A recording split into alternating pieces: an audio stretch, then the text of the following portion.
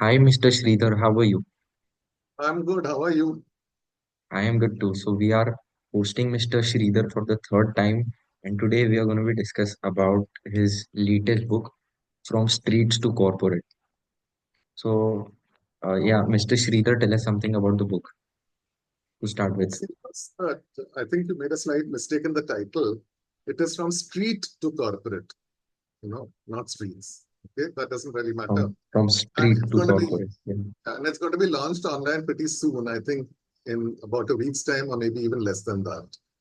See, basically, this book, it's a novel, a work of fiction, but deals with this entire activity of child abuse and runaway children. It talks of the life of a runaway child and the kind of exploitation and abuse that he's subject to, and the kind of trials and tribulations that he goes through. And abuse is all kinds physical abuse by criminals and antisocial elements, plus arms of the law, sexual abuse, which opens out into a large sex tourism racket. And the novel is set against this particular background, this kind of background. Yes. So the story highlights about the protagonist, Mohsin, right? So Mohsin is basically someone who is a runaway and he crossed the borders. So, highlighting the story of Mohsin, what are the traits of the main character and how is his background? See, basically, I mean, Mohsin, I have portrayed him as a runaway child. Mhm. And he runs away from his home in a remote village in Bangladesh for various reasons, which are, of course, spelled out in detail in the book, ill treatment in the family, etc. And he crosses the border into India. Then he spends time at Calcutta, where he gets into a gang of petty criminals, starts doing petty crimes. And then finally, when things don't work out there, when things got up. He and a friend then flee to Mumbai, and then they get involved in another gang of criminals. And it's about his life, how he ekes out a living, and finally how finally how he then has to leave this gang of criminals because the gang folds up in Mumbai. He starts working on the street and finally ends up in a shelter, which is a haven for child sexual abuse. And then he makes his way out of that and moves into a different world and kind of starts leading a decent life. I mean, that is the whole plot. But I didn't exactly get what you wanted to know about Bangladesh. I wanted to know why is the angle of Bangladesh brought in here? Well, no specific reason, just to add some color or what today's gen would say mirchi masala to the story. I mean, because I did a lot of community work among children, abandoned children, runaway children, and underprivileged children in the slums. Quite a few of them who, once they confided in me and once they got the confidence that I could be trusted and began opening out, quite a few of them had run away from Bangladesh, fed up of the poverty and the kind of miserable life that they were leading, and they had crossed the border. And each one had a different story to tell about how he crossed the border. In those days, I mean, these conversations took place more than 20 years ago. And those days, crossing the border was not such a problem. In fact, then the whole issue of illegal migrants and all that started coming up. And how these children, they started telling me how they cross the border at different places. And based on that, I wove the story about how this child crosses the border. I mean, I, this is not really the experience of one particular child whom I can pinpoint. It's just a concept put together, an idea of fiction put together, listening to the stories of quite a few of these runaway children. Now, once you cross the border, I mean, where do you earn a living? For everybody, the dream city is Calcutta. Over there. That's Calcutta is a big city where they can make life, where they can earn money, and they probably heard stories about Calcutta, etc. So they go there. From there, if you want to leave, then the ideal option is Mumbai because they hear about Mumbai, about Bollywood, how there are film stars, and their concepts are very different. Their notions are that film stars just walk about the streets of Mumbai and anybody can meet them. And these are the kind of ideas they have when they come in, and they feel that they can get a job or work with a film star or work in Bollywood and make it big. And then when they come here, they find that reality is totally different. Have you also portrayed about the role of embassies in the novel, the embassies and how they help them in returning back to their country or No, not at all, because embassies don't play a role in this. I mean, when you talk to the countries, it's Bangladesh. None of them ever reveal that they're from Bangladesh because then Mhm. it's known. And that time also, now even more so that the police treat them very harshly. They put them in the lockup or in the children's home and finally just throw them across the border. So embassies are in no way involved. And they never disclose that they are from Bangladesh. Of course, today I'm told that not so many children cross the border because it's become tough now.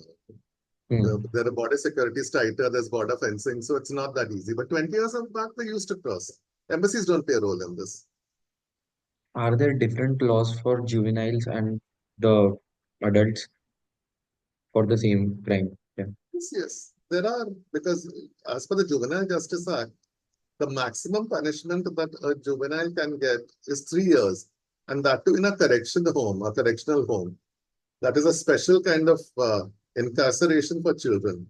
They are not put in the general normal jails because then they would come into contact with mega criminals out there. So there are Yeah. different laws for them. But So, coming back to the story, mhm. I mean, these children, they know that they're doing something wrong, but they continue doing it because they have no option. How else do they survive? So then they get into crimes like petty theft and pickpocketing, etc. Yeah. So from the previous conversations that we have had with you, in light of the book, the last book you wrote about Kushinagar. So we know that you have been involved in a lot of community work out there. And so I want to ask you if you have had any, if you have seen someone uh, go through these kind of exploitations or not really exploitations, but uh, have you You mean encountered abuse? someone who has, yeah, yeah, kind of, yeah. See, obviously, I can't see them. Nobody will abuse a child in front of a third person. So if you ask me whether I've been eyewitness to it, no. But Mm-hmm. from the narrations of these children, I mean, you get to know that such things happen. May not be so much in urban areas, but in rural areas, it is horrendous. And I've heard this from more than one runaway child. If one or two runaway children just spoke to me about this and said that these kind of abuses we have gone through, I'd have said maybe it's exaggeration, it's imagination because children are prone to that. But when multiple boys come and tell you similar kind of stories about how they've been exploited, how they've been physically abused, and even more so how they've been sexually abused, I don't think it can be taken as a piece of imagination or a myth. There is definitely truth in that. Mm-hmm. And you've had cases here of people, pedophiles, being convicted when enough evidence against them has been gathered. They have been convicted also. There have been cases like that. Yeah. So when we talk about these kind of abuses that a lot of time don't end up coming in public. So a lot of time they remain unsaid to the common public, kind of creates a controversy. So are there any other controversial topics that this particular story is touching? No, this particular story deals with only child abuse and towards the end with sex tourism. I mean, you must have all heard that word sex tourism. It is rampant.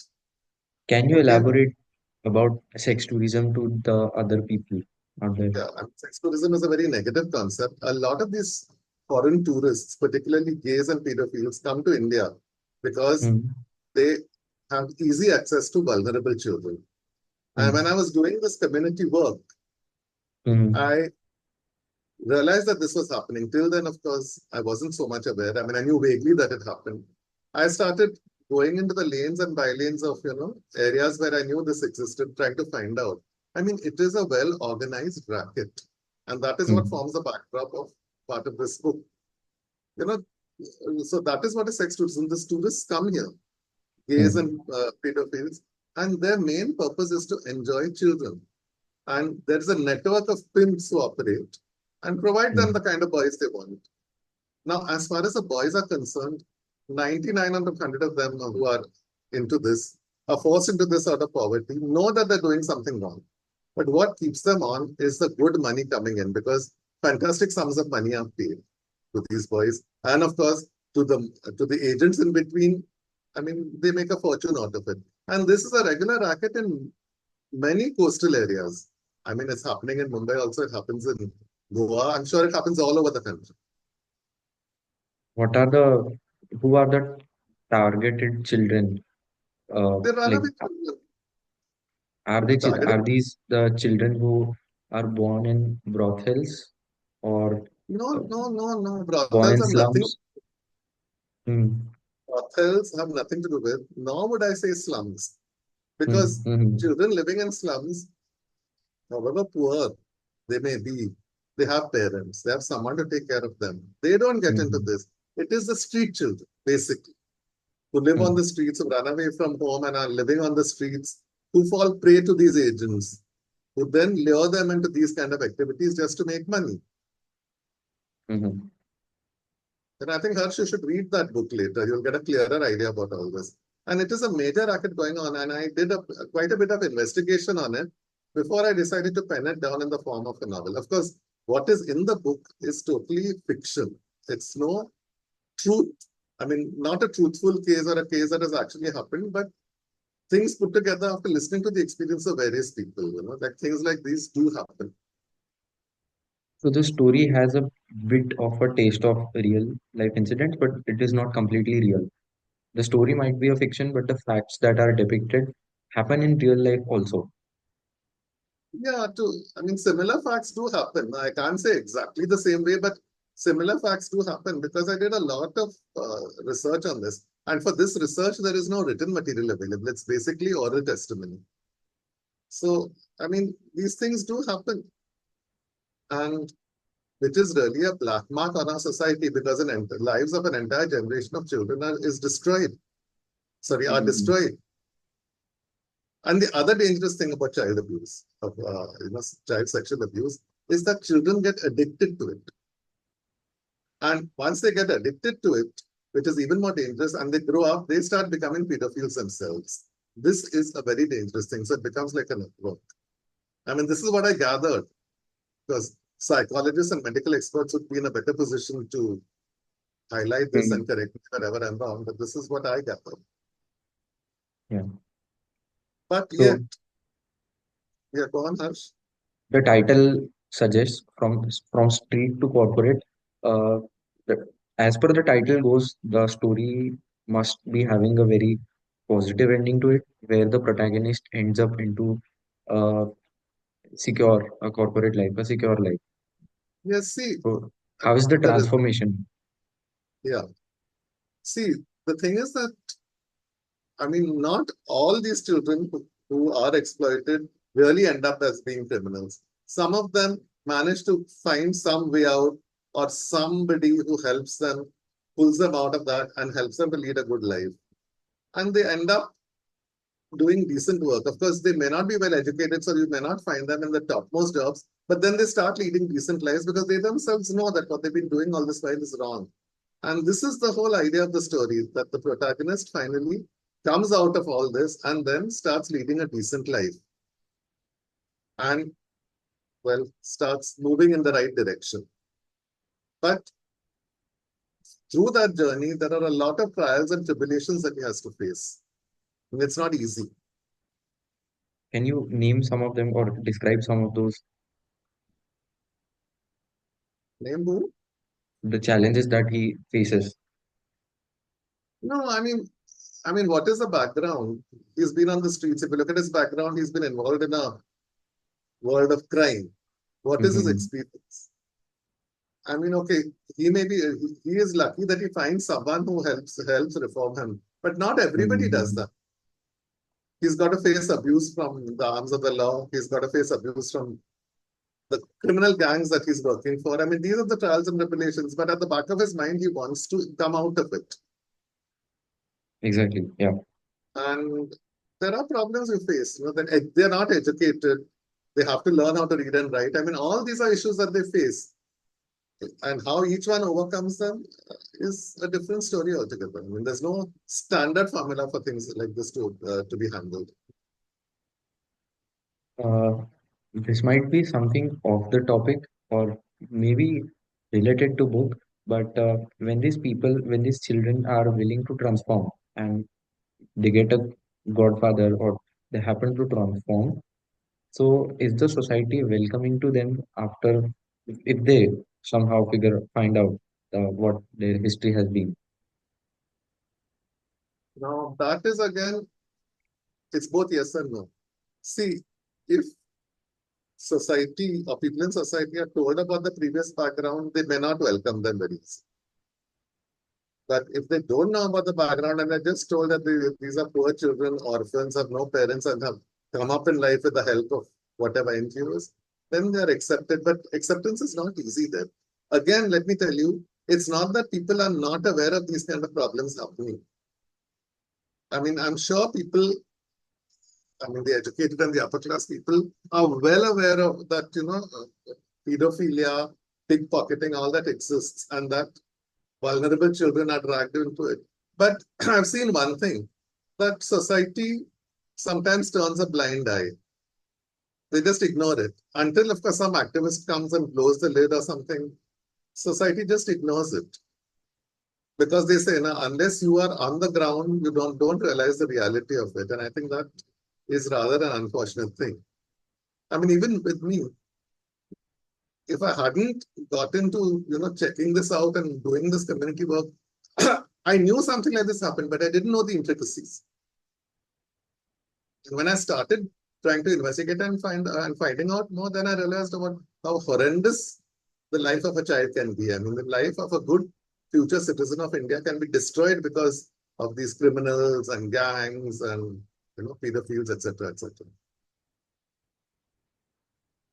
Now that the things are unfolding in a very sequential You have to be manner, a little louder, Harsh. You have to be a little louder. now that the uh, pages are unfolding in a very sequential manner, it is getting me even more interested in the story. I would love to know, is there an underlying message or significance in the way you have chosen the cities? Kolkata, Bangladesh, Mumbai. Like you said, ki, uh, the closest city that someone would want to come to is Kolkata. And then he sort of moves to Mumbai because of the fame that he has. Is this the only reason, or there is some other reason to it?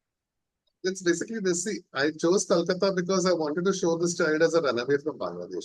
But these kind of street children exist everywhere. I mean, all cities you find them. If nothing Hmm. else, they're begging.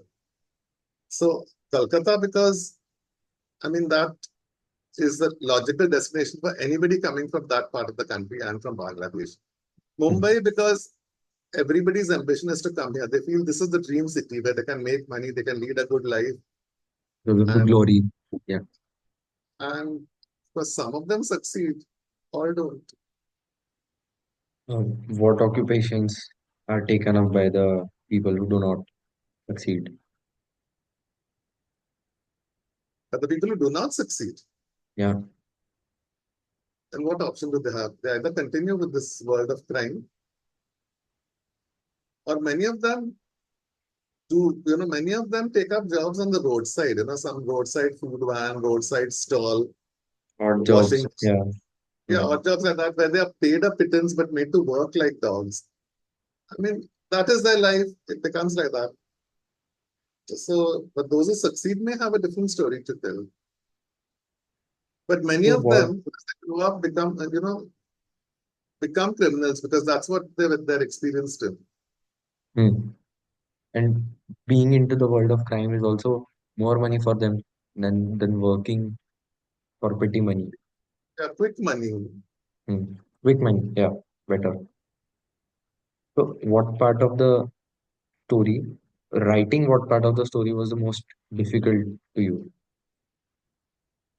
That's something I can't answer because the entire manuscript was equally easy and equally difficult.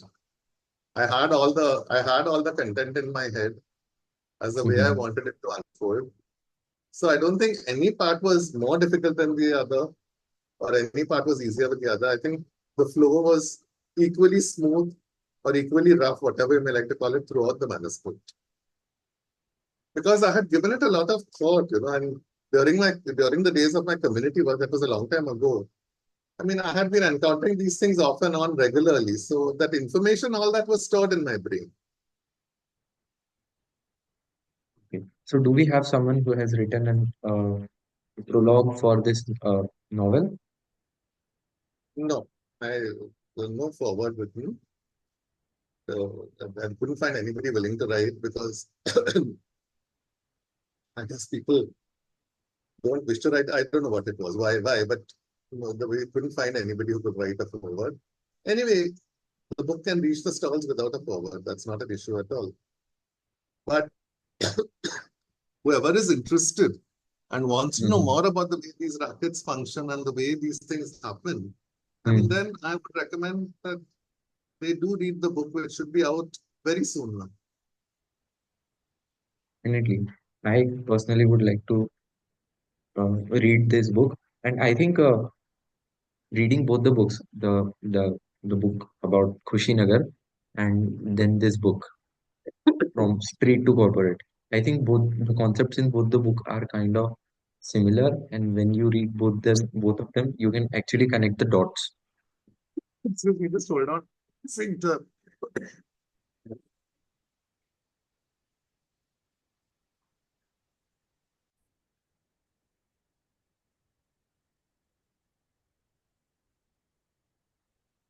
So, how are you planning to, sort of market this book? Are you planning to market the book? Yeah, I guess it'll have to be marketed now. Otherwise, how will people get to know about it? So, Hmm. planning to market it on social media, and I know that marketing plan has yet to be discussed. Maybe reviews. I have to still discuss and give it a thought, and would have to Hmm. discuss with the would have to finalize it with the help of the publisher. Okay. And And the who are we publishers publishing are this with? Who are we this publishing this with? this one is being published like the Dark Secrets of Kushinagar, which is being relaunched. This is Hmm. also being handled by Arushi Publications, as also was the first book on Ills and Crime. Now, as I said, Ills and Crime and Dark Secrets of Kushinagar was done by a vanity publisher who closed shop. So Arushi is relaunching those two along with this third book of mine, From Street to Corporate. So, Mr. Sridhar, we have come to a very beautiful end to this podcast. I would love to congratulate you for your latest novel, which will be out very soon. I think in a week or so. Should be, yeah. I wish you a very, I wish you all the best for that. And I would definitely love to read that. Is there something that you feel we have missed about the book and you would like to add on that? No, I think the basic outline of the book is covered. And I think I've spoken enough to evoke the interest of the audience. Am I right? Audience Definitely. would should be interested. As an audience or as a beta reader, you have intrigued me a lot to read, and I definitely want to read the story. So And I don't want to really talk too much because then the suspense will not be there. If I reveal too much, then people will say already we know the story. Why read it? So I think just leave it at that. I was But about to ask so you a more, yeah, I was about to ask you more about the end, but then I stopped myself because I don't want to give myself a spoiler about this. I want to keep it a mystery and I know mean, about it later on when I read it well, out read the myself. book and then you'll know what happens at the end.